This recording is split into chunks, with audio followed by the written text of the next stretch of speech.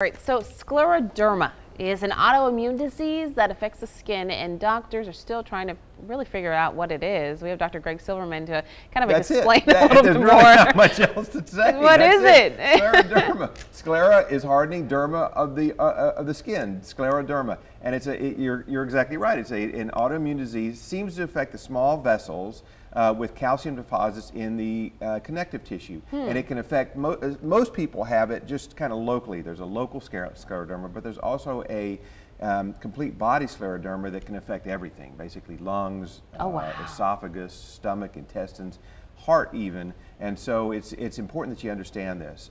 Basically, the most common symptom is called Raynaud's phenomenon. That is where you put your hands in a refrigerator in a cold, they turn blue and then they turn white. It's from ischemia basically, and you get very cold. It's very uncomfortable. So that's one of the symptoms. But in addition to that, the hardening of your skin, the inability to the elasticity of your skin, you lose that, and you get very, very difficult to bend your fingers. Yikes! So it's very difficult. It's not unlike rheumatoid arthritis. It doesn't really affect your joints. It affects more your skin and connective tissue. So if that's how it affects your skin, and you say it could affect your entire body, Correct. but even internally, how does that affect you internally? Well, I mean, you can't swallow. You can't get the food from your mouth to your stomach.